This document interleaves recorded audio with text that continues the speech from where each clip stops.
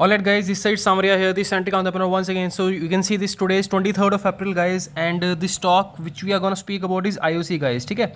Now understand this thing guys, like the stock, if you will check it out on a daily time frame, right, it is consolidating here at a very critical support. Okay.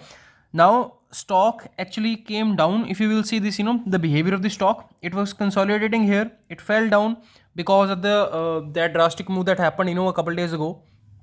Nifty, Bank Nifty, everyone fall. Then there was an impulsive pullback here, this green one. Okay, sorry, this green one was a pullback. Then again market came down.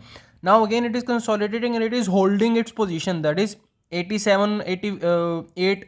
This is actually the critical support area for this stock. So I'm expecting that it is gonna go to 90. Okay, now what is the most important thing for the price action is guys, जब तक price बोलता नहीं ना तब तक पंगे नहीं लेने हैं बॉस, ठीक है.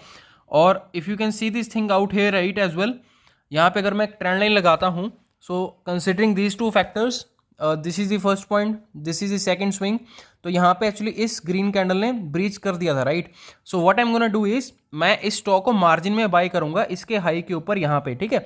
That is 88.4, 88.35, what ever the price is. और मेरा स्टॉक का स्टॉप लॉस रहेगा यही वाला जिस कैंडल ने इसको ब्रीच किया, that is 87.5.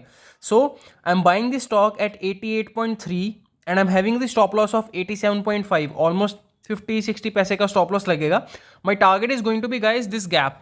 Okay, I'm expecting that it is going to fill this gap a minimum. Okay, 90 rupees का stop loss मैं यहाँ पे 90 रुपीज़ का target expect कर रहा हूँ, and I think it will be coming up in like say 1 to 2 days. Okay, so most importantly तुम लोगों को ये चीज़ हमेशा याद रखनी है कि तुम लोगों की एंट्रीज कहाँ हैं और कैसे हैं.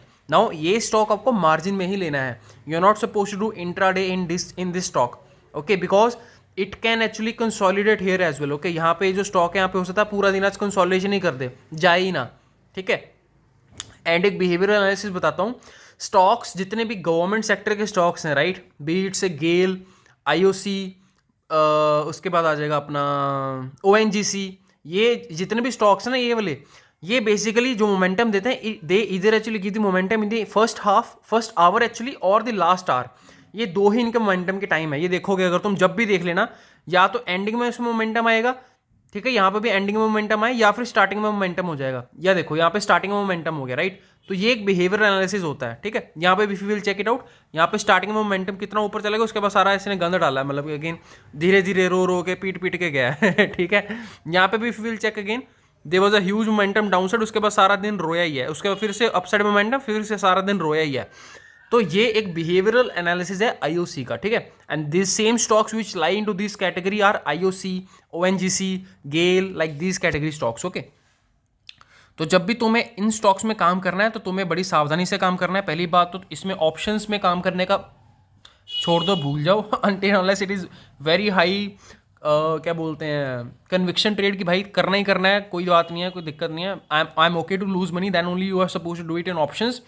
The only two things which you can do is either you can trade it in CNC और मार्जिन, और you can trade it in futures guys. Okay, but हाथ जोड़ता हूँ, ऑप्शन में काम मत करना, नंगे हो जाओगे इन स्टॉक्स में, ये कभी भी कुछ भी कर देते हैं, ठीक है. अच्छे से मोमेंटम भी नहीं होता है, and it will be very bad for your health as well.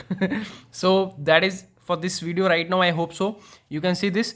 और यहाँ पे इसका जो ट्रेंड लाइन लगा है बॉस, ये स्टॉप लॉस इसका स्ट्रिक्ट यही लगेगा, मोटा मोटा तुम समझ लो डे का लो जो है इसका यही स्टॉप लॉस लगेगा. एंड आई एम एक्सपेक्टिंग कि यहाँ से धीरे धीरे सरकता रहेगा. एंडिंग में अगर इसमें कुछ मोमेंटम आता तो ठीक है, नहीं तो मैं इसमें कुछ एक्सपेक्ट नहीं कर रहा, क्योंकि मतलब मेरे को पता है इसकी औकात क्या है, ठीक है. ये यहीं पे मरेगा, इसकी यहीं पे मौत हो जानी है. अगले हफ्ते इसमें देखेंगे क्या होगा, बट टारगेट इसमें आने वाले हैं 90 के, या 90 के ऊपर भी आ सकते हैं. अगर तुम यहाँ पे चेक करोगे, if you can just check it out on 1 day time frame chart right, the analysis, the stock has the potential to go a very huge upside guys. मैं मजाक नहीं कर रहा हूँ. यहाँ से अगर स्टॉप लॉस लगेगा ना तो यहीं पे सिर्फ स्टॉप लॉस लगेगा, बट इसका अपसाइड पोटेंशियल फर्स्ट इज 90, उसके बाद 92.5, उसके बाद अगर फिर से रहेगा तो 97 तक के भी. यहाँ से देख रहे हो कितने बड़े पोटेंशियल्स हैं. तो just having a stop loss of से 50 पैसा, you are getting rewards of like हाँ 10 रुपये तक का रिवॉर्ड आ रहा है भाई. तो फ्रॉम 50 पैसा टू 10 रुपीज़ रिवॉर्ड, क्या बोलूँ मैं अभी 1:20 का रिवॉर्ड आ रहा है भाई मेरे यहाँ पे. 1:20 का 50 पैसे दे के 10 रुपये का रिवॉर्ड ले रहे हो तुम, you know. So understand this thing, this is not a joke. Okay, 1:20 rarely comes, okay. And यहाँ पे पेशेंस लगेगा, ये स्विंग ट्रेड या ये पोजिशनल ट्रेड भी हो सकता है। That is why I am telling you मई में ये स्टॉक अच्छा परफॉर्म करेगा, इसका स्टॉप लॉस बस यहीं पे होने वाला है, ठीक है। तो जिन लोगों को लेना है ले सकते हैं। Take care, have a good day, bye bye. मैंने कल भी बोला था, आज फिर से बोल रहा हूँ, ये स्टॉक ऊपर जाने वाला है। ऑप्शंस में मत काम करना, फ्यूचर में या सीएनसी में या मार्जिन में काम करना। Margin is only available in angel, okay, it is not available in any other broker. तो अगर आपको लेना है तो इसको मार्जिन में ले सकते हो। Take care, have a good day guys, bye bye.